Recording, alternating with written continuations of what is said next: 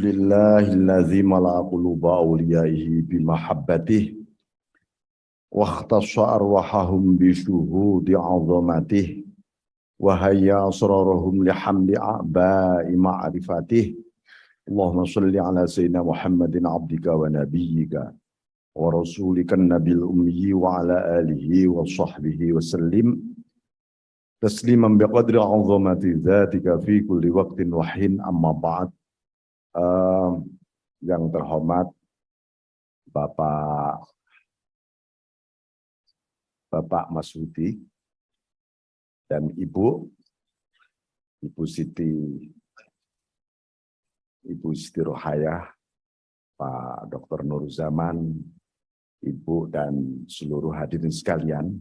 Jadi kita ini biasanya punya kajian rutin Kitab Al-Hikam di gedung Majelis Ulama di samping kantor wali kota. Itu rutin, mungkin sudah ada 3 tahun kali sebelum pandemi itu. Insya Allah mulai bulan-bulan berikutnya, nah ini kita mulai di sini.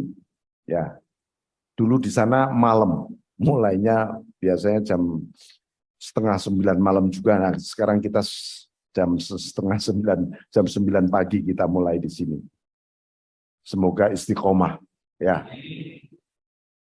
Bapak hadirin sekalian, jadi ketika orang mendengar kata tasawuf itu kayaknya kok berat ya. Sebenarnya enggak. Justru tasawuf itu membebaskan, meringankan ya beban-beban kehidupan kita di dunia maupun di akhirat. Nah ini kan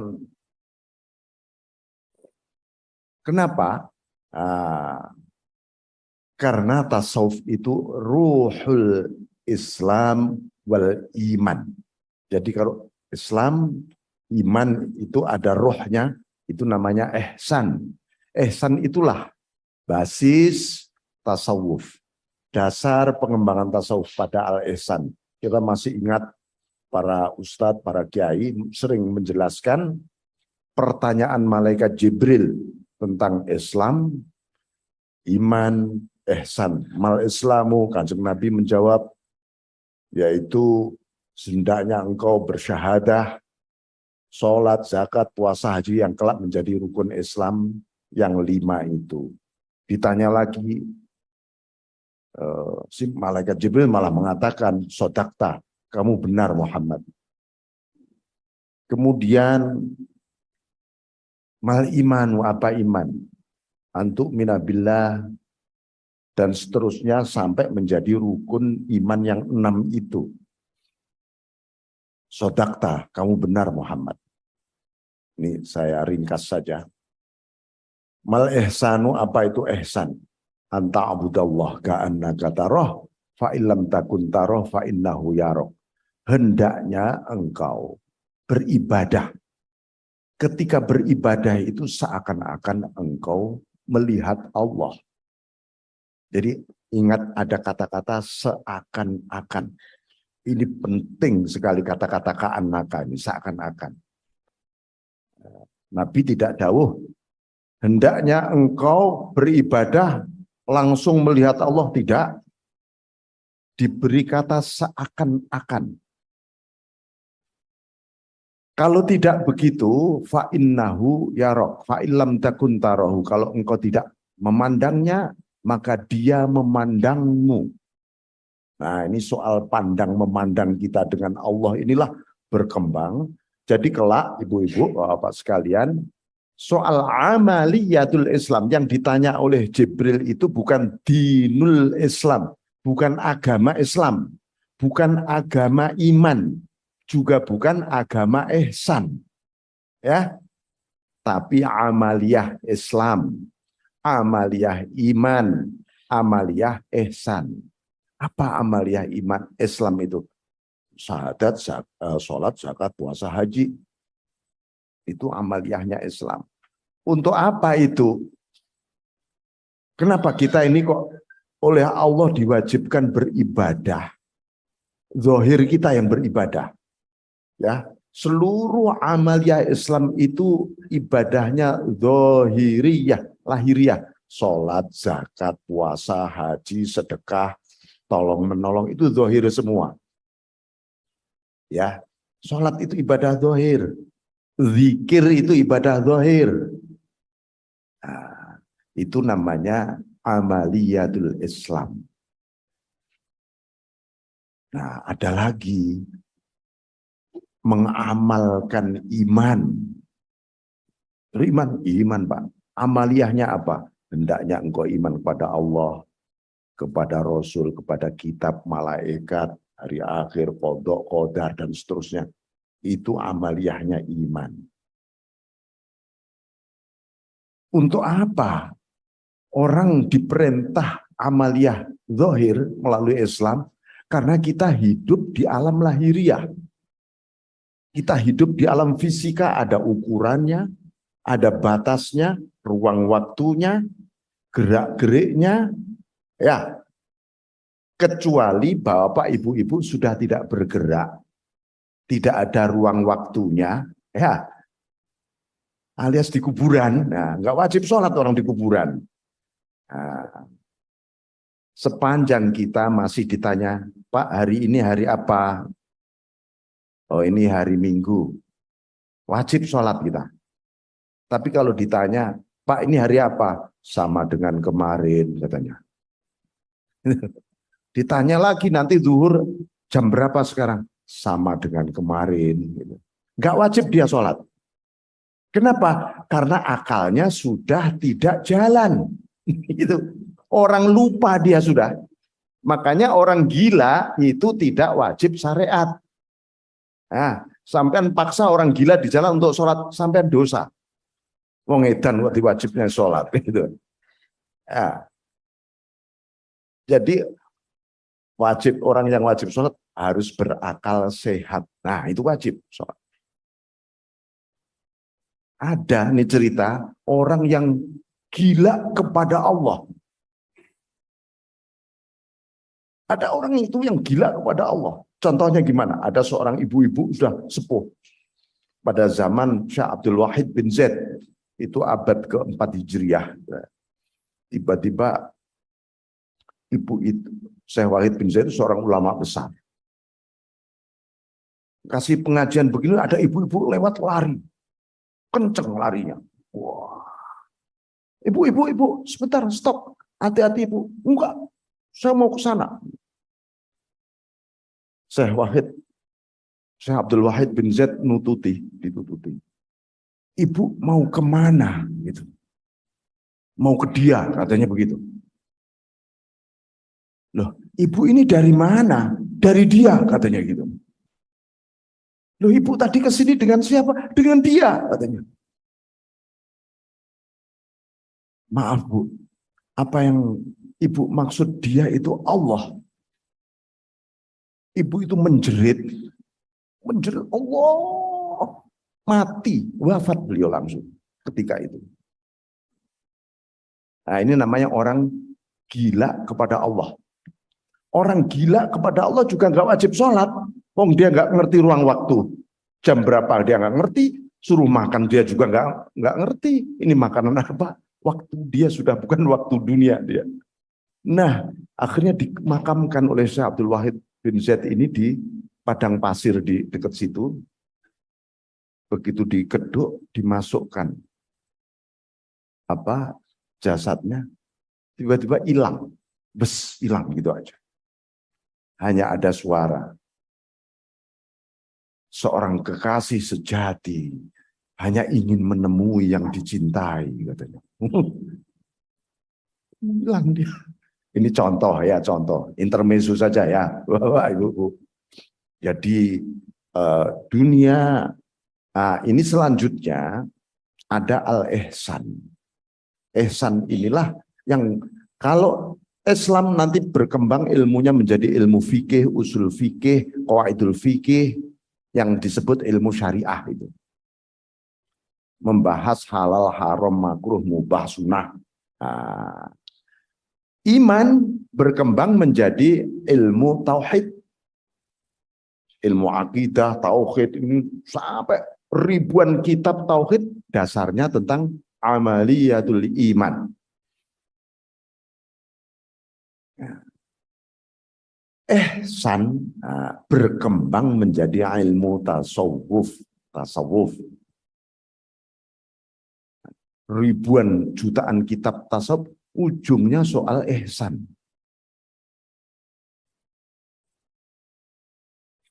Jadi pada zaman Rasulullah SAW itu hukum itu belum dibagi oleh beliau. Pada zaman Nabi itu tidak ada hukum ada 5 gitu misalnya, enggak. Halal, makruh, mubah, sunnah, wajib, enggak. Belum ada. Yang membagi itu para mujtahid. Imam Malik, Imam Hanafi, Imam Syafi'i, Imam Ahmad itu yang membagi. Perintah yang standar perintahnya seperti ini kategorinya wajib. Yang kira-kira kadang-kadang Nabi menjalankan, kadang enggak, berarti sunnah. Ya, itu baru tasawuf. Kata tasawuf juga baru. Dulu namanya zuhud gitu aja, ahli zuhud, tapi berkembang.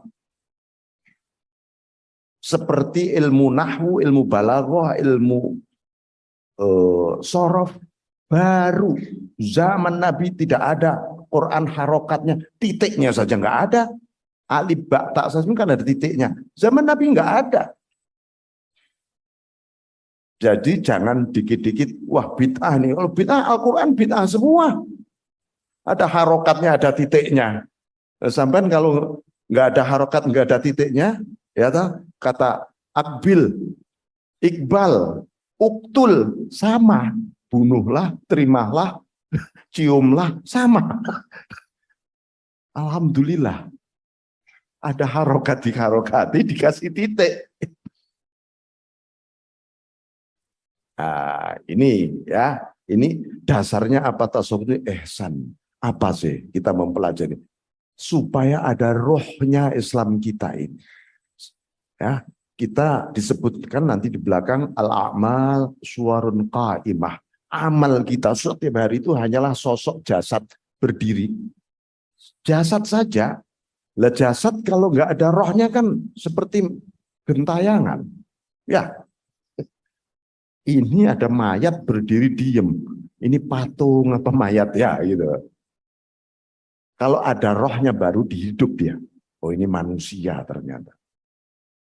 Kita beragama ini, beramal, sholat itu adalah jasad. Rohnya apa?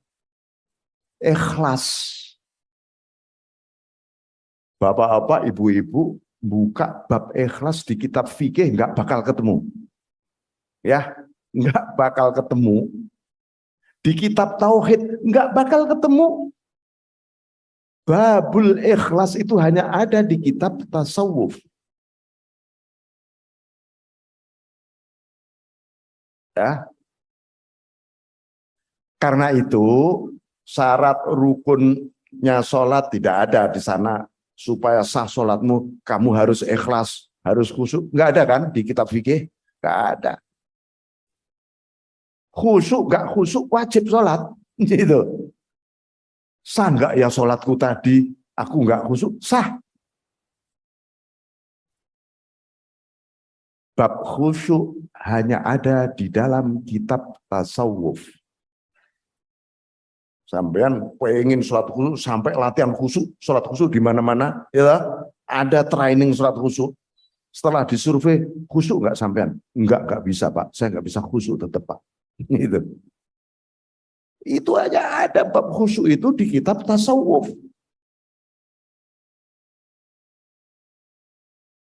Bahkan ada orang yang sholat dikhusyuk-khusyukkan, Allah sampai kenceng begini. Oh, semakin liar pikiranku ini. Saking eling macam-macam malahan. Ini sudah saya tekan Pak, eling macam-macam. Jadi, oke. Jadi Bapak Ibu sekalian itu sejarah tasawuf sangat panjang. Ya, tokoh-tokohnya tokoh-tokoh besar dan seluruh para wali di dunia ini, mulai zaman sahabat, tabiin, tabiin, mustahid, semua adalah para sufi. Imam madhab 4, ya, Imam Hanafi, Imam Maliki, Imam Syafi'i, Imam Ahmad bin Hambal, semua ahli tasawuf.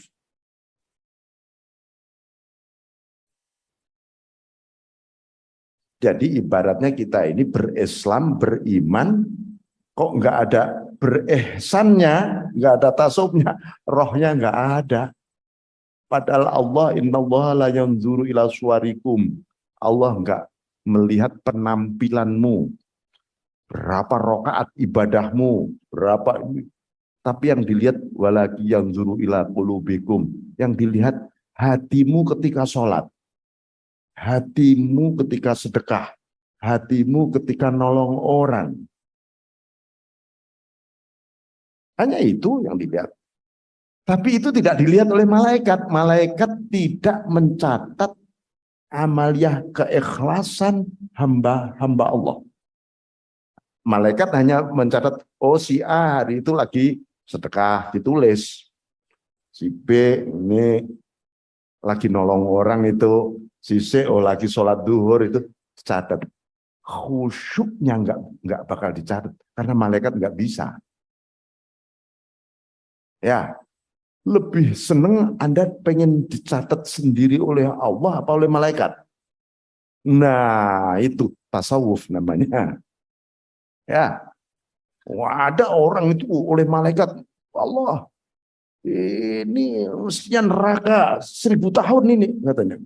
Duh kok bisa? Ini jelek semua nih orang. Nah, langsung saja ke surga. Malaikat protes. Kenapa Allah ini kan catatnya banyak merahnya, hijaunya sedikit banget, gitu, birunya sedikit banget. Aku punya catatan sendiri tentang dia yang nggak bisa kamu catat. Udah langsung dia direct, langsung surga aja, nggak usah dihisab. Banyak sekali amaliyah hamba yang hanya dicatat oleh Allah. Antara lain ikhlas. Hati kita, hubungan kita dengan Allah, cinta misalnya. Malaikat nggak bisa nyatet cinta kita dengan Allah.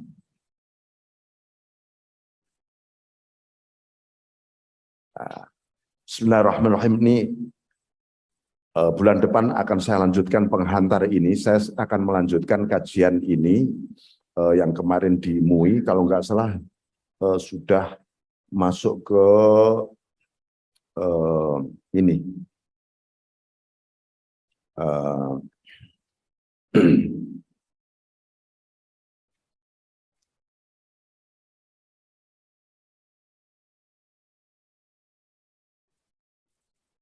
Oke, ini bab mautul qalbi wahayatuh, bab hidup matinya hati. Nah ini, ya, awal dewi ini kita urip tapi nek mati hatinya gimana? Kelihatannya sih jalan. Saya sering cerita berapa juta mobil sedang bergerak di Jakarta itu. Tangerang, Jakarta itu muter. Kalau kita amati pakai apa itu drone, ya, itu terus 24 jam. Terus bergerak. Pertanyaannya, gitu. Dari sekian juta mobil itu pasti ada sopirnya, ada penumpangnya. Yang sedang mengingat Allah berapa biji orang ini. Sehari semalam saja. Sama ini. Nggak usahlah sampai Jabodetabek, Jakarta saja berdiri di gedung paling tinggi sama lihat. Saya kalau melihat itu kayak melihat saya dulu masih mondok di Tebuireng. Itu lihat ada namanya pabrik gula, dekat pabrik gula. Saya suka lihat putaran mesin pabrik gula itu gede banget. Iya ya, ini kayak pabrik ini. Sedang berputar, nggak ada nyawanya.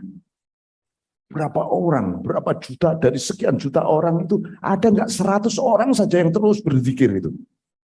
Nggak ada. Orang mengingat Allah itu loh, kadang-kadang itu begini, seakan-akan Allah itu ada, Allah itu hadir, hanya 5 waktu saja. Ntar subuh, Tuhan engkau hadir. Habis subuh, Tuhan engkau jangan ikut campur ya. Aku mau urusan kerja ini.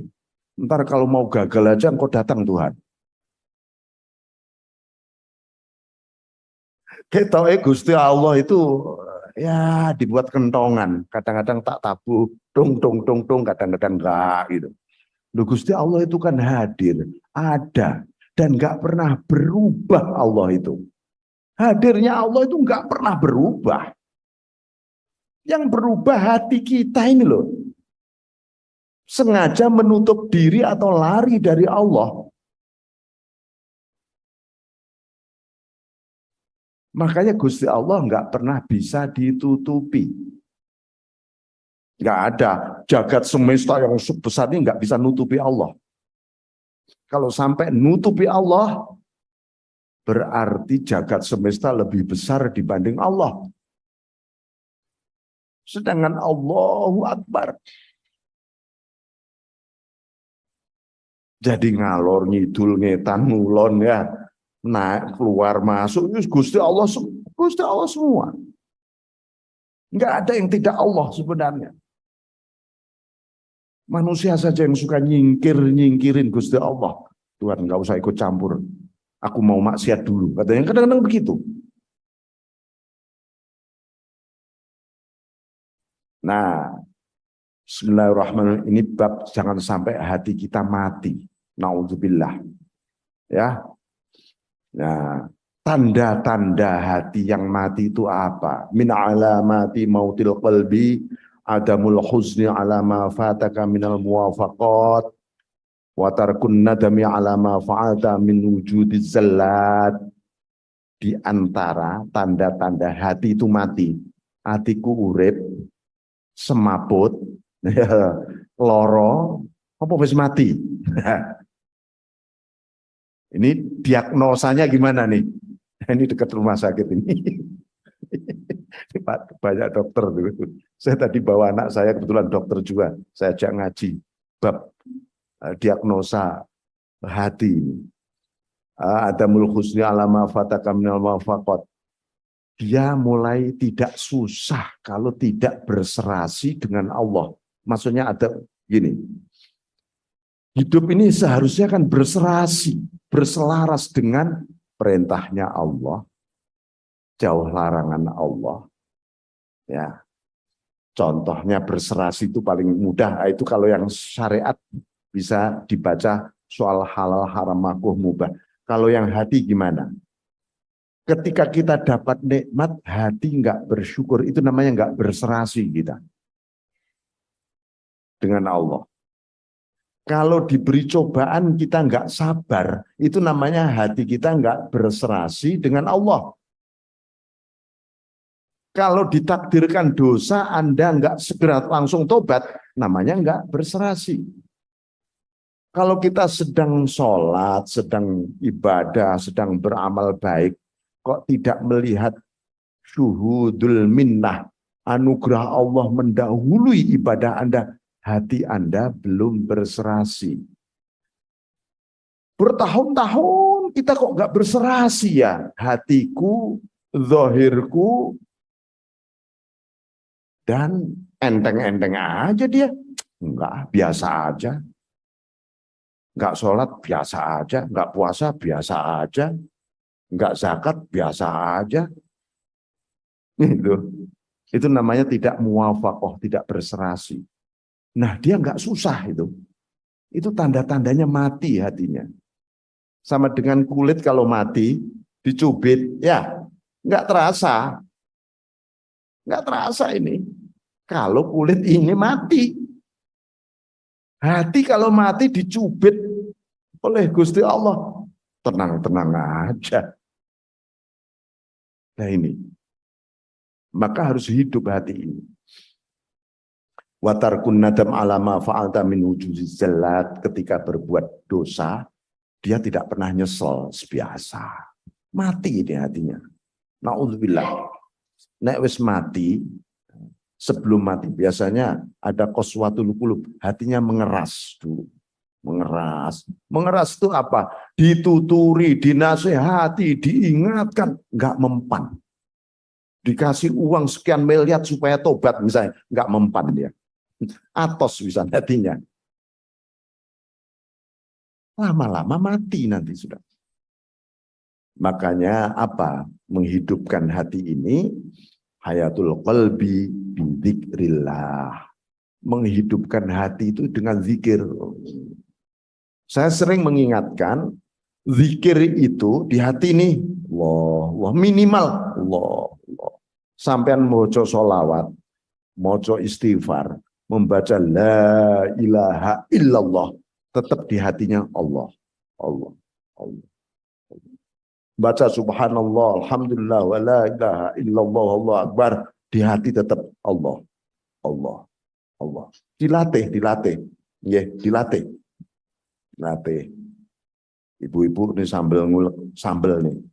Allah. Kata si bawang, kata si lombok, alhamdulillah baru kali ini aku muwafaqat, matching dengan ibu ini. Kalau begitu tak doakan semua yang makan aku. Itu namanya sambal barokah, gitu ya. Bukan capnya sambal cap barokah, bukan. Itu sambal barokah itu sing mulai yang ngulek, wah berzikir ya. Sing maem bismillah. Kira-kira makan sambal dapat hidayah itu. Coba nanti dimulai begitu ya. Hal yang sederhana, mulai dari dapur. Ibu bikin kopinya, Bapak baca basmalah sambil berzikir. Allah. Ngadu itu Allah. Kenapa? Karena si kopi, si gula, si air itu bertasbih. Bertasbih dia. Air ini bertasbih. Yusabbihu lillahi ma fis samawati. Karena itu oleh Rasulullah kita dianjurkan baca basmalah ketika mau minum. Kenapa? Supaya nama Allah yang kau ucapkan matching dengan nama Allah di balik air ini. Itu namanya air barokah. Coba kalau nggak baca basmalah, Anda minum, menjerit nih air di dalam perut. Tuhan, nggak kerasan aku tadi.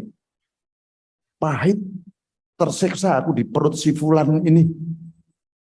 Kenapa? Dia nggak menyebut namamu Tuhan. Lalu dia mengumumkan kepada para air, wahai teman-teman, nggak enak di perut si fulan ini. Saya seperti terpenjara, dia minum nggak baca basmalah katanya. Kata si air-air ini. Ini hal sepele, ya sepele. Minum, makan, nyuap. Kalau perlu, nih kita kalau makan kan baca basmalah, bismillahirrahmanirrahim. Suapan selanjutnya baca lagi, walaupun dalam hati, bismillahirrahmanirrahim. Sendok berikutnya, baca basmalah lagi. Itu Anda berserasi dengan tasbih dan zikirnya nasi makanan yang Anda makan. Itu namanya ekologi spiritual, itu seperti itu ya. Bismillahirrahmanirrahim. Maka jadi hati itu bisa mati sebabnya ada 3. 1, hubbud dunya, cinta duniawi. Cinta duniawi itu apa toh? Cinta Gusti Allah itu mengecam nih di Quran sampai 115 ayat, 15 kali mengecam dunia Allah itu. Tapi kita nyatanya hidup di dunia kita ini. Jadi lalu dunia mau kita apakan? Dunia kita kelola, bukan dicintai. Ya ingat, setiap Anda mulai mencintai dunia, dari situ pasti mulai tumbuh cobaan. Wes, ingat cobaan dunia kamu, mulai kamu mencintai dunia itu. Enteng, gampang. Kenapa saya kok dicoba oleh Allah ya lewat kerja saya, harta saya? Karena Anda mulai mencintai itu. Itu tidak no debat kata orang saya. Nggak bisa didebat itu sudah. Jadi dunia di apa? Dunia dikelola, dikerjakan untuk kepentingan kebajikan. Karena itu doanya yang diajarkan oleh Allah, Rabbana atina fid dunya hasanah. Ya Allah, berikanlah kami kebajikan di dunia. Bukan kebahagiaan loh ya. Bukan kebahagiaan loh ya, itu artinya kebajikan. Bukan asik-asik loh ya, bukan. Bukan enak-enak juga bukan. Kebajikan bunyinya. Apa ada? Di dunia ini apa ada kebahagiaan? Entah sampai survei mulai dari ujung terbit matahari sampai sono. Ada nggak kebahagiaan di dunia itu? Sampai tanya konglomerat, orang paling kaya di dunia ini. Tanya. Katakanlah misalnya Bill Gates gitu. Bill Gates, Anda bahagia nggak di dunia ini? Belum. Anda sudah menemukan kebahagiaan itu? Belum. Tanya.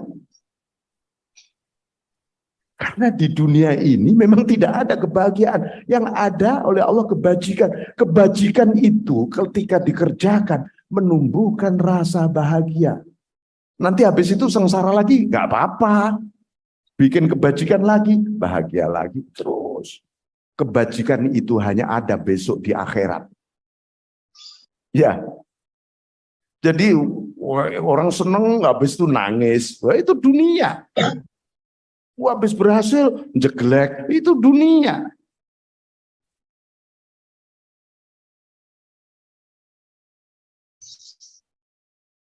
Kebajikan di dunia. Wa fil akhirati hasanah. Kebajikan di akhirat. Apa kebajikan di akhirat? Sampai mestinya tadi, rapornya merah. Iki mesti di neraka dulu mestinya menurut hisab. Tapi karena dapat kebajikan dari Allah di akhirat, dihapus oleh Allah di ngapura, diampuni. Nah, syafaat Rasulullah besok di akhirat itu kebajikan di akhirat.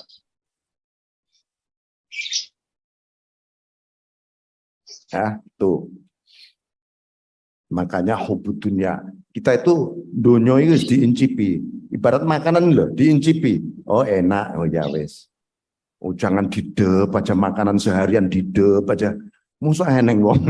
Ada makanan satu meja di oh dan lah nong ini. Hah? Ya. Dan kita sudah gila lama dengan dunia ini begitu. Dunia di wah nanti kalau ada maling gimana? Gimana? Wah. Dunia tok dan iki bisa. Dunia diamanahkan oleh Allah kepada kita kelola. Cukup di genggaman tanganmu, jangan dimasukkan hatimu. Ya, dunia itu digenggam tangan, jangan dimasukkan di hati. Sebanyak-banyaknya silahkan, tapi ojo sampai nyantol neng hati. Ya, itu pasti ganggu. Awal cobaan ini dunia dilebokne hati. Wah, wes. 1 juta kelong Rp1, marah-marah dia.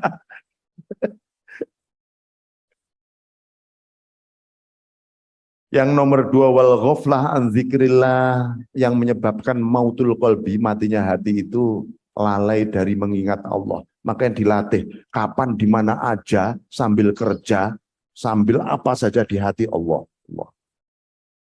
Terus enggak usah berhenti nanti lupa. Biarnya lali. Nanti ingat bunyi lagi gitu. Enggak usah berzikir karena menunggu datangnya peristiwa. Ya, itu namanya sampean mau bekerja nunggu datangnya bos, ya gitu ya. Bos datang nih kerja, itu berarti pekerja yang buruk. Hamba Allah yang buruk juga gitu. Baru diberi peristiwa zikir, tahajud, baca Quran sregep, peristiwanya hilang lali mana, itu. Zikir itu milik mutiara bapak-bapak ibu-ibu sekalian. Mengingat Allah itu. Berarti kalau nggak mengingat Allah, berarti Anda biarin ya, dibuang mutiaranya. Zikir itu ibarat dinamo. Nah, listrik ini nyala karena ada strum. Strum dari mana? Dari dinamo. Apa itu? Dinamo ya? Generator. Generator itu. Generator itu dibunyikan, itu adalah zikir. Yang menyebabkan tumbuhnya strum. Strum itu adalah nur. Sebenarnya, ibaratnya nur. Yang bisa menyalakan lampu-lampu itu ilmu pengetahuan. Ini kalau nggak ada ilmu pengetahuan kan kebakar. Gitu. Mau asal dinyalain, wah kabelnya kemana-mana. Ilmu tentang zikrullah. Nah, itu perlu. Ngilmune zikir, nah, itu adalah skakel-skakel tadi. Nyalain, matiin. Ini bagusnya wattnya berapa. Ini cocoknya ornamennya kayak apa. Itu namanya ilmu. Ngilmoni. Ada orang itu berzikir nggak diilmoni, ngawur zikir, edan akhirnya. Miring gara-gara zikir ada juga itu ya. Karena dia tidak tahu, oh makanan yang pas bagiku itu apa? Kopi, air putih, air ini, air itu. Contoh nih. Dulu ada anak muda datang ke tempat saya, Pak Yai, saya zikir saya lengkap. Lengkap, itu lengkap katanya. Saya amalkan semua. Tapi sekarang saya merasakan saya stres, katanya gitu. Iya, saya cerita. Sampean ini stres gara-gara gini. Ini zikir sampean itu banyak, ibarat bumbu di dapur itu banyak. Macam-macam. Terus sampean tumbuk semua bumbu ini, lalu sampean bangga, bumbu saya bumbu paling istimewa, paling lengkap. Setelah itu sampean suguhkan kepada banyak orang. Apa yang terjadi? Iki jamu tak Pak itu. Ini masakan apa? Nah itu hati manusia ini ya, alam pikiran manusia itu ya kayak menu itu. Oh ini pasnya sayur asem orang ini. Pasnya sayur lodeh ini gulai, ini masakan Padang, ini tempe. Kalau dicampur semua atas nama lengkap, itu namanya mendem. Ya, Gusti Allah itu sudah mengukur diri kita itu. Rasulullah diingatkan, Qul, katakan Muhammad, kullu ya'malu ala syakilati. Masing-masing umatmu, sahabatmu, mengamalkan menurut syakilah, format. Ini petani, berbeda dengan Abu Bakar, berbeda lagi dengan Umar, beda lagi dengan Sayyidina Ali. Wadahnya beda-beda. Dan Rasulullah itu ngucurkan air ilmu pengetahuan itu pas banget. Enggak kurang, enggak lebih. Pas. Kalau anak sekarang mengatakan, Kanjeng Nabi itu gue banget ini.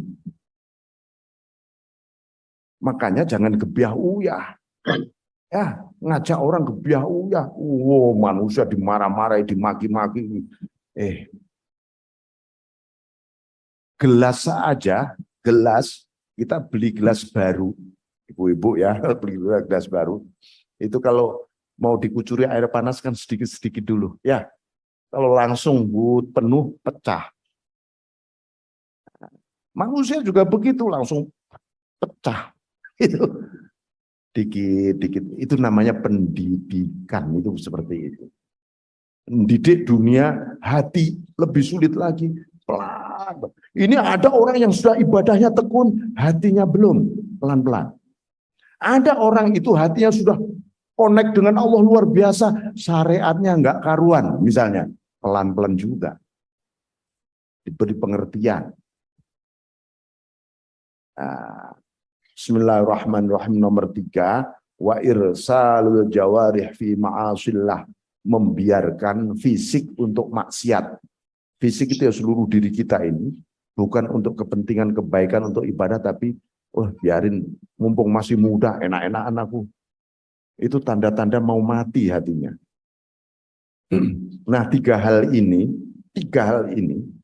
Bapak kalau Anda amati, satu, hubbud dunya, cinta duniawi, lalai dari Allah, dan maksiat. Ini 3 industri yang sedang mempengaruhi era global.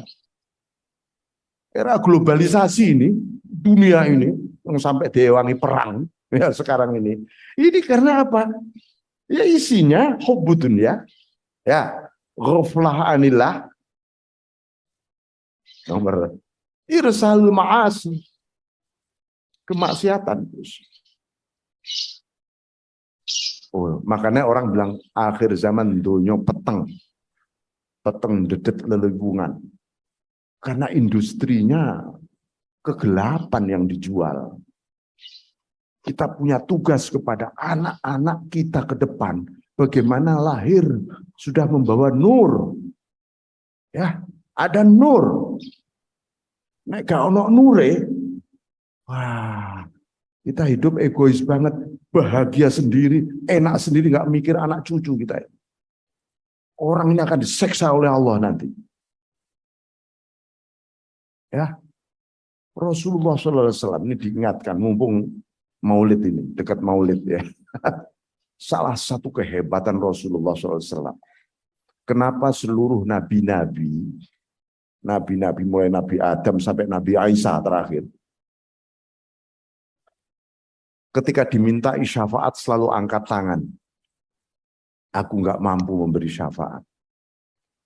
Aku urusan pribadiku aja nggak beres dengan Allah. Ternyata Rasulullah, semua nabi-nabi begitu menolak. Ada ego, ini masih ada.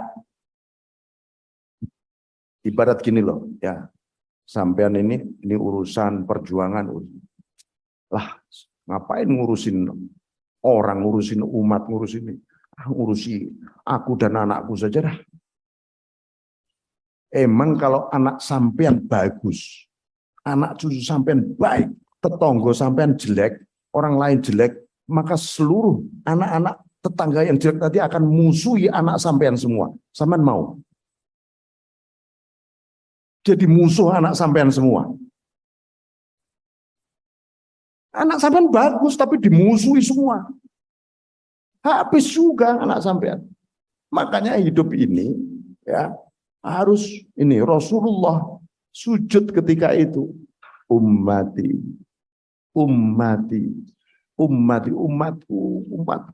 Lo malah iki sing diterima syafaat.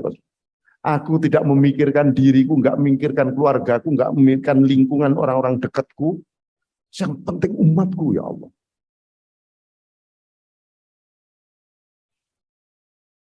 Anakku, cucuku ini harus diurus oleh Gusti Allah, pasti. Umatku gimana? Nah, itu harus begitu.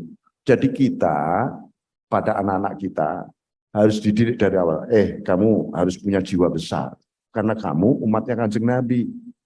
Jiwa besar bagaimana? Pikirin umat. Kamu akan dipikirkan, kamu akan ditolong keluargamu oleh Allah semua. Ya. Bismillahirrahmanirrahim. Nah, ini ya. Jadi sebaliknya kita ini supaya hidup hati kita harus zuhud. Seneng dunia, ya seneng. Kayak diincip loh, oh ya enak ya, asik. Habis itu ya sudah lupakan. Dunia itu begitu. Nomor 2, istighfar bidzikrillah, ya, sibukkan hati kita. Ini sholat, contoh sholat ya, sholat.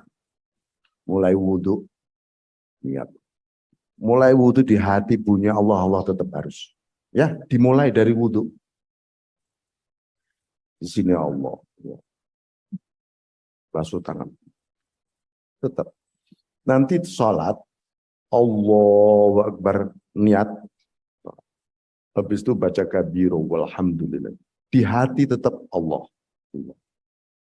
Kenapa saya ngajarkan begitu? Karena setiap kata, ya, misalnya Bismillahirrahmanirrahim, ada kata bismi, kata.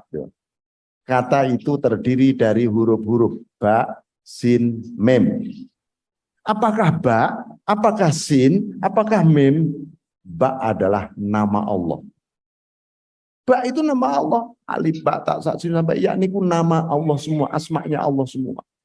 Jadi setiap kata yang kita baca itu terdiri gabungan nama-nama Allah. Karena itu ketika baca Bismillahirrahmanirrahim, neng jero ati Allah, Allah, Allah. Terus sampai salam, insya Allah Anda akan dibukakan pintu khusyuk oleh Allah. Menurut Allah loh ya, bukan menurut sampean. Nanti kalau menurut sampean, Allahu Akbar, ketok ya aku wis khusyuk iki. Wah, ketok lah menurut sampean lah.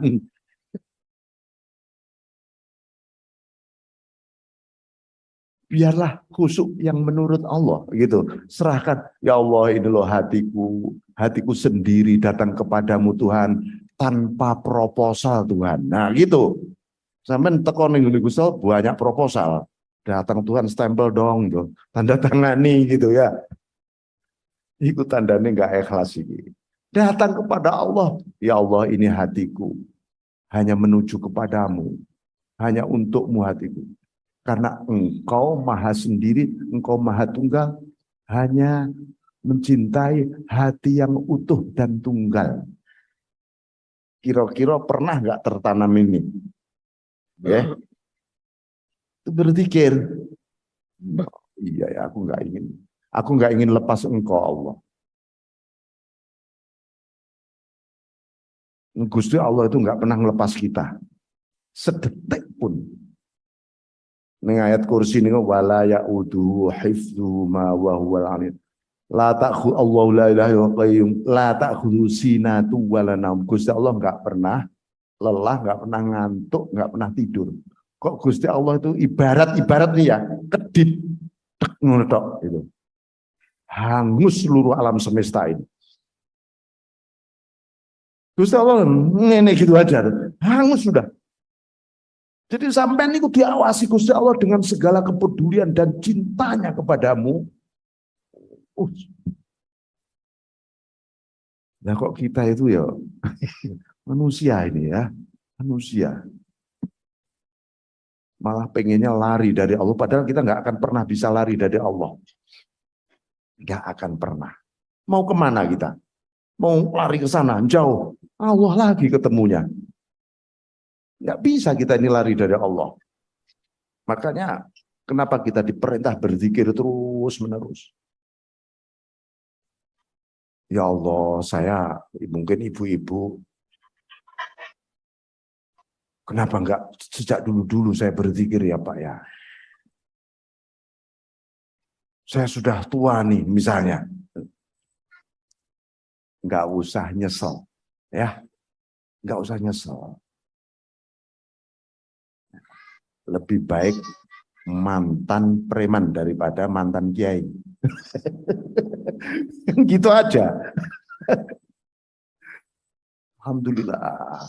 Begitu kita mulai sisa waktu udah kita, oh ya Allah untukmu, oleh Allah dihapus semua keburukan kita. Innal hasanat yudhibnas sayyi'at. Kebaikan itu menghapus keburukan. Jadi kita ini yang kita bangun haruslah husnudzon billah. Ya, sampai lagi sedih, baik sangka saja kepada Allah. Hilang sedih, berubah jadi bahagia. Sampai punya kekayaan kayak apa, fasilitas, apa saja, kemudahan, tapi nggak pernah husnudzon kepada Allah. Isinya curiga pada Allah saja. Wah, nggak bakal bahagia. Setiap hari Gusti Allah dicurigai. Salah satunya apa? Ketika sampean berdoa, Tuhan ingat saya dong, gitu ya. Jangan lupakan saya dong. Emang Gusti Allah itu pernah lupa? Kok sampean dilupakan sedetik aja oleh Allah? Hangus sampean sudah. Allah nggak pernah lupa sama sekali sama kita. Makanya Allah nggak usah diingatin. Tuhan ingat gue dong. Jangan. Yang perlu harus diingatkan adalah orang yang lupa. Siapa? Makhluk. Siapa? Ya kita ini. Oleh karena itu Allah itu mengingatkan terus pada kita di Quran, di hadis itu. Gusti Allah jangan diogrok-ogrok. Tuhan ingat gue dong, gue kepepet nih. Besok mau nyaur utang nih. Jangan. Itu mengurangi rasa yakin kita pada Allah. Kalau rasa yakin mulai kurang, mulailah dia putus asa. Kalau putus asa, dia curiga pada Allah. Kalau sudah curiga, dia suudzon pada Allah. Suwe-suwe, naudzubillah ngomong. Apa? Wes nggak perlu Gusti Allahan. Ngono lama-lama. Bahaya kan itu. Bahaya besar. Bismillahirrahmanirrahim. Jadi ini ya, maka apa itu layak dzumudz dzambu indaka 'azamatan tasudduka an husnidzan billah. Janganlah dosa besar sebesar memenuhi langit dan bumi misalnya. Dosa orang itu jangan sampai menghalangi dirimu untuk husnudzon kepada Allah. Kenapa ini diingatkan oleh Ibnu Athaillah? Para pendosa, ahli maksiat, biasanya suudzon. Tuhan, masa sih engkau akan mengampuni aku? Lah suudzon sudah. Kenapa sih Tuhan engkau takdirkan aku sebagai pendosa, sedangkan temanku jadi ahli ibadah, keadilanmu mana? Loh, mulai suudzon pada Allah, protes ini pada Tuhan. Kan sama-sama makan nasi. Kenapa dia jadi orang baik, saya kok jadi orang jahat? Loh, banyak loh penjahat-penjahat itu kadang-kadang suudzon begitu kepada Allah. Jadi karena itu diingatkan, jangan sampai sebesar apapun dosa kita jadi suudzon, artinya kehilangan husnudzon. Ya, karena apa? Fa inna man arafa rabbah istasghara fi jambi karomihi dzambah. Siapa yang mengenal Tuhannya, dosa sebesar apapun itu terasa kecil. Nek sampai kenal Gusti Allah loh ya. Tapi kalau ada orang ngenteng nih Gusti Allah, Gusti Allah maha ampun aja kok. Dosaku selangit ya pasti diampuni. Pasti orang itu belum kenal Allah malahan. Jadi suatu ketika Imam Ahmad bin Hambal ketemu seorang mengingatkan ahli maksiat. Kamu tobatlah, sudah lama kamu jadi ahli maksiat. Apa jawabnya? Sebesar apapun maksiatku, ampunan Allah lebih besar daripada dosaku, kata dia. Apa jawab Imam Ahmad? Kalau kamu tahu bahwa ampunan Allah lebih besar daripada dosamu, kamu pasti berhenti maksiat. Ya, pasti.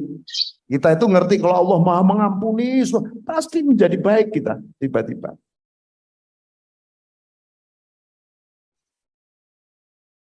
Lah, kalau dia semakin maksiat, berarti dia belum kenal bahwa Allah maha ampun. Ya. Jadi wong itu seneng dosa terus, itu karena dia belum kenal bahwa Allah maha mengampuni. Kalau dia diampuni oleh Allah, dia pasti bertobat berhenti. Oke, tuh. Jadi sekali lagi saya ingatkan ucapan Robi'ah Adawiyah ketika didatangi pendosa beliau, mafia lah. Sekarang kan dunia mafia luar biasa. Ini rajanya mafia datang ke Robi'ah. Robi'ah, kamu tahu kan reputasi saya sebagai mafia. Saya pernah bunuh orang, pernah ini, semuanya pernah saya lakukan. Saya ini ingin tobat. Terus kata Rabi'ah, kalau saya ingin tobat ini, Allah ngampuni nggak ya dosa saya? Apa jawab Rabi'ah? Kalau Allah mengampuni dosamu, kamu pasti bertobat. Nah, ya, ini diingat-ingat nih kalimat ini. Bukan kalau kamu bertobat Allah pasti mengampuni, bukan itu. Ya, harus dibalik. Kalau Allah mengampuni kamu, kamu pasti bertobat. Ini tasawuf namanya. Ya, kalau syariat, aku harus istighfar baru ampunan Allah datang. Kalau hakikat tasawuf, aku lo moco istighfar itu akibat ampunan Allah sebenarnya. Jadi istighfarku penuh dengan kesyukuran. Syukur, seneng aku istighfar. Karena ampunan Allah melimpah kepada aku. Sampean datang dipanggil polisi, ya ada dua. Ibu-ibu sebagai pacarnya polisi, gitu, atau sebagai kriminal, gitu. Nah, kalau sebagai pacarnya polisi, dipanggil polisi itu seneng banget. Tapi kalau sebagai pelaku tindak pidana, waduh. Nah, pilih mana sekarang? Nah, kita itu datang kepada Allah, dipanggil oleh kasih sayangnya Allah, atau karena diperingatkan oleh Allah. Nah, ya, makanya ada azan, ada seneng sholat itu. Nabi itu sampai diprotes oleh Siti Aisyah. Nabi, engkau ini sudah diampuni dosanya masa lalu, masa depan. Loh kok sampai penjenengan ini, engkau ini Nabi, tahajud sampai bengkak kakimu. Apa jawab Nabi? Apa kamu tidak suka kalau aku menjadi hambanya yang bersyukur? Mestinya ini yang harus kita ikuti. Ya, saya pengen nggak diampuni dosa masa lalu masa depan? Pengen nggak? Karena itu lakukan seperti Kanjeng Nabi. Apa? Kita ini suruh mengikuti Kanjeng Nabi. Seluruh ibadah kita ini sebagai wujud rasa syukur yang gede. Jangan ibadah jadi beban. Sholat jadi beban. Gugur nih kewajiban. Itu beban. Sholat asar, zuhur nanti. Kewajiban. Itu beban. Coba. Terima kasih ya Allah. Aku menunggu sholat zuhur ini seperti bertahun-tahun. Seneng. Habis itu asar. Aku tunggu asar bertahun-tahun.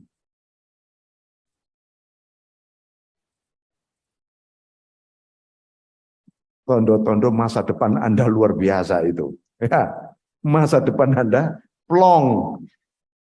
Hidup gak pernah plong nih piye. Ya, saya kira begitu ya Bapak sekalian pertemuan awal kita di sini semoga istiqomah. Ini ngaji hati. Ngaji hati itu apa? Hati kita harus mulai belajar hati kita. Pikiran kita sudah belajar sejak SD dulu sampai university. Hati kita nih ngaji hati ya. Ya wes. Itu aja. Semoga Allah menerangi hati kita, mengokohkan iman kita, menyelamatkan dunia akhirat kita. Wallahu muwaffiq ila aqwamit. Assalamualaikum warahmatullahi wabarakatuh.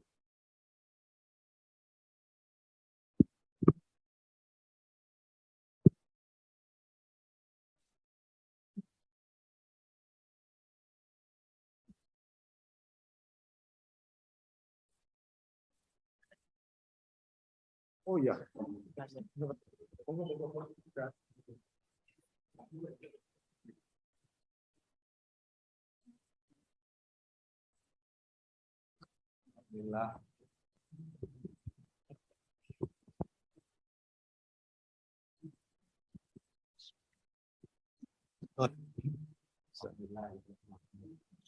Tes.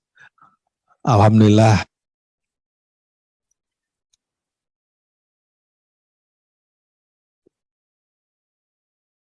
Tes. Alhamdulillah kita telah mengikuti pengajian dari Kiai kita. Mungkin ada yang masih kurang jelas dari penjelasan dari Pak Kiai. Monggo kalau ada yang mau bertanya. Silakan. Ibu-ibu, bapak-bapak.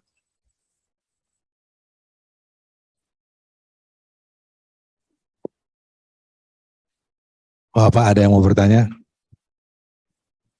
Sebutkan namanya Pak, asalnya.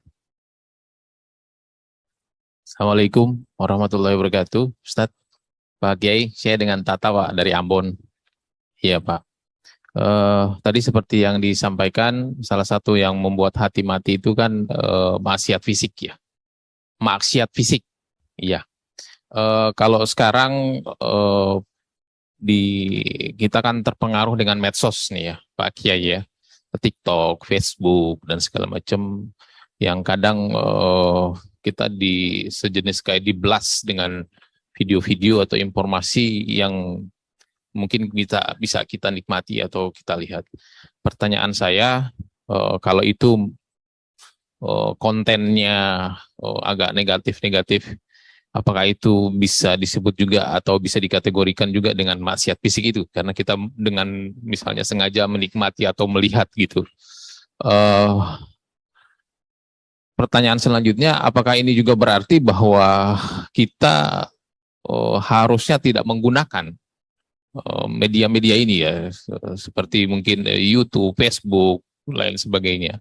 Kira-kira menurut pendekatan tasawuf, tipsnya bagaimana, Pak Kiai? Mungkin itu aja. Makasih. Assalamualaikum warahmatullahi wabarakatuh.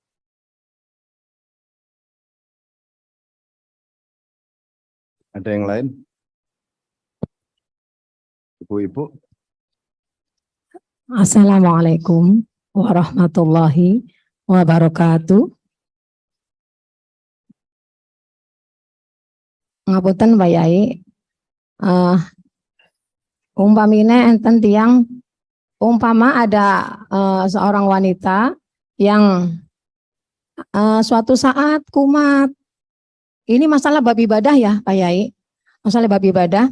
Suatu saat itu kumat, jadi dia tidak meninggalkan sholat. Umat. Punya penyakit hilang ingatan. Punya penyakit hilang ingatan, tapi suatu saat nanti bisa normal kembali. Nah, itu selama tidak ingat hilang ingatan itu, kemudian ia ingat kembali. Sehingga setelah ingat kembali itu, apakah ia harus mengerjakan amalan ibadah yang selama kumat itu, atau gimana baiknya Pak Kiai? Matur nuwun. Baik, saya jawab. Assalamualaikum warahmatullahi wabarakatuh.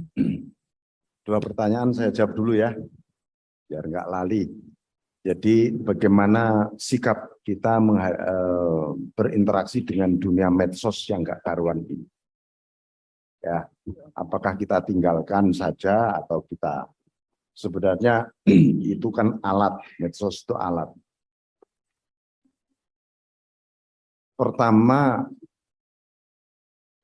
begini, ini penelitian, ya penelitian psikologis mengenai komunikasi. Jadi saya diskusi dengan para pakar media sosial. Rupanya media sosial itu kalau ada kata-kata buruk muncul, kemudian ditimpa oleh 10 kata kebaikan, itu akan hilang begitu saja, tidak akan diperhatikan kata-kata buruk tadi. Nah, saya jadi ingat di Quran itu innal hasanat yudhibnas sayyiat. Kebaikan itu menghapus keburukan. Jadi kita harus isi konten itu dengan kebaikan-kebaikan, nanti orang akan lihat, akan kalimat hoax, kalimat apa itu akan hilang dengan sendirinya. Nah, kecuali di usia-usia pendidikan, media sosial ya harus dibatasi karena pengaruhnya luar biasa. Tapi kita yang sudah dewasa, begitu cara kita bersikap. Yang kedua, setiap kita mau nulis lewat medsos,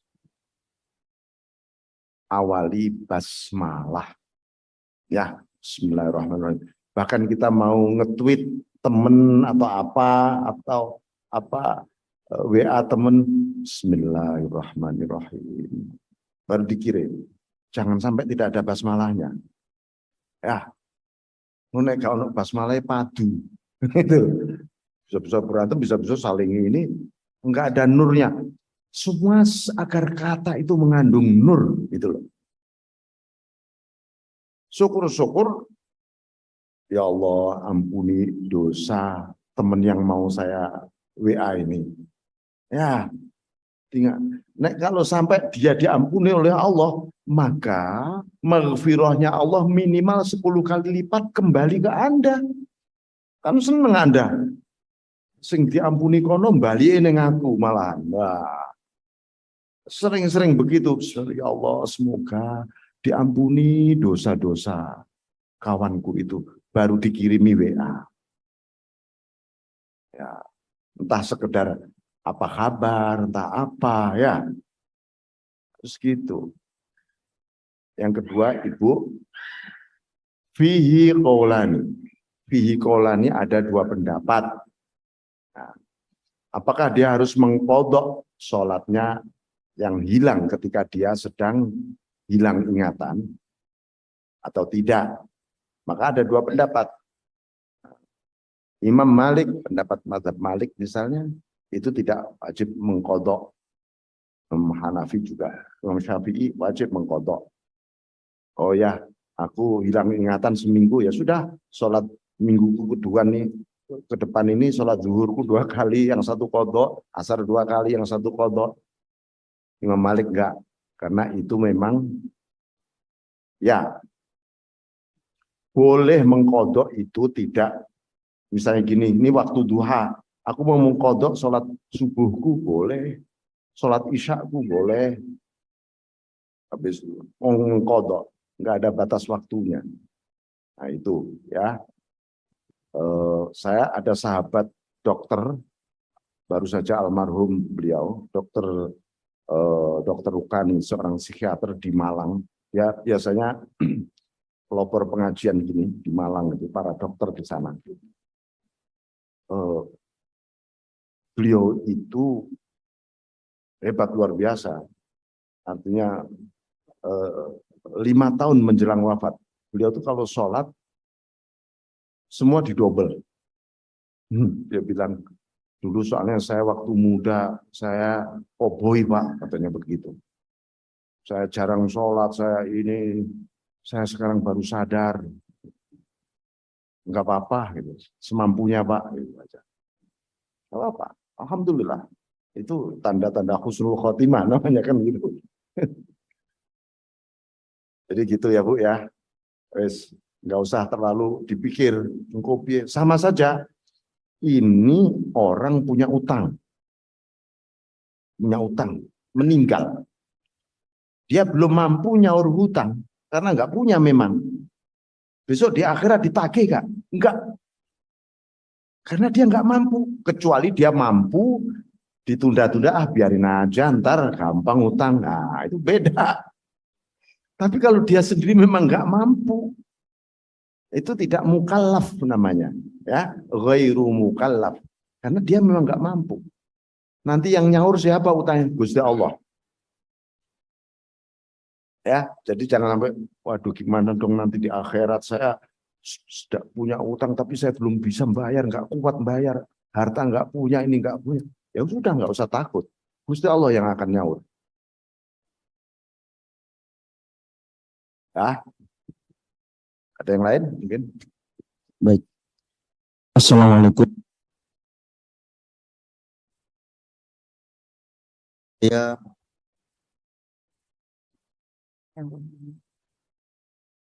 Nama saya Total Persada, Gembor, Kecamatan Priok. Jadi pertanyaannya Kiai, hari-hari bagaimana perbedaannya seandainya kita sholat berjamaah nih, tapi tidak khusyuk sholat berjamaahnya itu, dibandingkan sholat sendiri khusyuk kita tuh, itu mana yang harus didahulukan Pak Kiai? Dan keduanya tolong sebutkan beli kitab yang tasawuf itu kayak kitab apa aja gitu.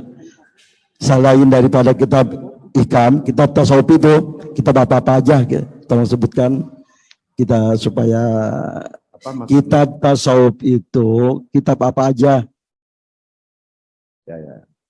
gitu. Nanti kita beli.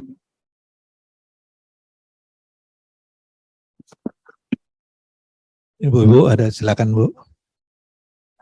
Ada, cepat, ini waktu kita ada mau habis. Cepat, saya satu lagi. Itu. Ya. Bu Elmi, silakan kasih mic-nya.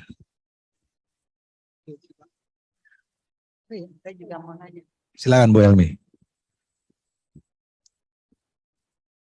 Assalamualaikum warahmatullahi wabarakatuh. Warahmatullahi wabarakatuh. Tadi Pak G udah menjelaskan masalah tasawuf itu bukannya berat, ya, tapi untuk menyelamatkan kita dunia dan akhirat. Ya, di sini Pak G itu di dalam ibadah kita, inna salati wa nusuki wa mahyaya wa mamati lillahi rabbil alamin. Sungguhnya salatku, ibadahku, hidupku, matiku untuk Allah yang menciptakan sekalian alam. Di sini Pak Ustadz bagaimana supaya tasawuf atau ihsan kita ini lebih mantap gitu Pak Ustadz. Mohon penjelasannya. Terima kasih. Assalamualaikum warahmatullahi wabarakatuh. Waalaikumsalam warahmatullahi wabarakatuh. Baik.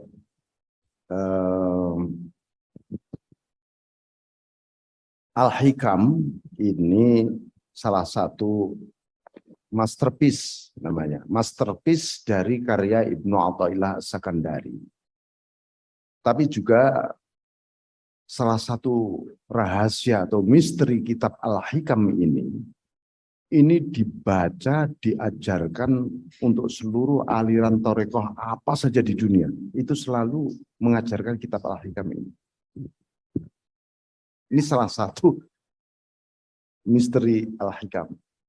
Mulai dari orang yang baru belajar tasawuf, sampai yang sudah ibarat sudah menjadi waliullah, tetap saja membaca kitab ini lagi, mempelajari ini lagi.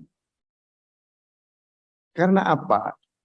Bapak hari ini membaca kalimat di Al-Hikam. Besok buka lagi kalimat yang sama. Itu pasti maknanya berbeda. Maknanya. Artinya mungkin sama. Maknanya jadi berbeda. Loh kok begini ya? Minggu depan baca lagi yang kalimatnya beda lagi pasti. Itu rahasia Al-Hikam.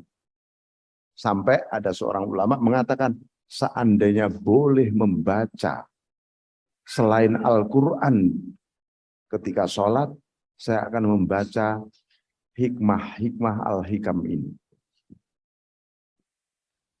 Nah, kitab tasawuf yang lain yang saya rekomendasi misalnya lebih mudah gitu ya, itu kitab-kitabnya Imam Ghazali. Diawali Bidayatul Hidayah, Rawdatul Talibin wa Umdatus Salikin, kemudian Minhajul Abidin, kemudian ada itu yang sifatnya amaliyah ya, yang amaliyah saja. Ada Majmu'atul Rasailil Ghazali, itu kumpulan ada 27 kitab kecil-kecil dikumpulkan jadi satu. Itu sebagian juga sudah saya terjemah ke Indonesia seperti Rawdatul Talibin, kemudian Jawahirul Quran, Kitabul Arba'in itu sudah saya translate, itu karya-karya Al-Ghazali. Ada kitab lain yang mendukung, misalnya Ar-Risalah Al-Qushairiyah, Risalah Qushairiyah, lalu Al-Luma, ada lagi Ar-Ri'ayah, itu. Jadi di kita, ibu-ibu sekalian, di Jawa Barat, di Indonesia, di Jawa Barat itu ada Ma'had Ali yang mengambil jurusan ilmu tasawuf itu hanya 2, yaitu di pondok saya di Bogor. Nanti kapan-kapan Bapak Ibu monggo silaturahim ke sana ya. Itu kuliah jurusan tasawuf. Kurikulumnya tidak seperti UIN. Kurikulumnya adalah mengkhatamkan 9 kitab. Nah, gitu ya. Kira-kira nek sampean putranya, saudaranya, silakan sekarang, dan itu beasiswa kuliahnya, silakan Anda kalau mau mendaftarkan nanti mumpung ada kuota ini, kuota beasiswa. Nah, itu putra maupun putri, kalau khatam 9 kitab itu berarti dia bisa mengajar, bisa menjadi ustadz, mengajarkan tasawuf. Yang itu sangat-sangat langka di Indonesia. Bukan hanya sangat langka, sangat.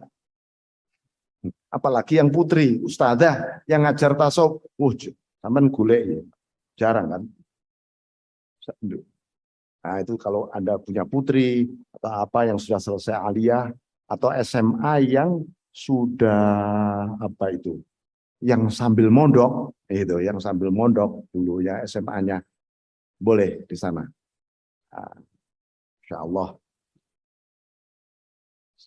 Demikian ya, Bapak, Ibu sekalian, pertanyaan-pertanyaan berikutnya nanti kita sambung bulan depan, biar datang lagi. Saya mohon maaf yang sebesar-besarnya. Assalamualaikum warahmatullahi wabarakatuh. Waalaikumsalam warahmatullahi wabarakatuh.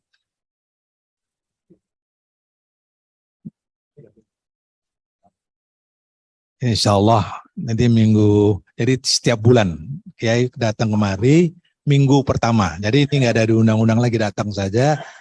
Kecuali kalau berhalangan kita beritahu. Kalau tidak ada pemberitahuan berarti ada pengajian oleh Kiai Lukman. Jadi minggu pertama setiap bulan, insya Allah.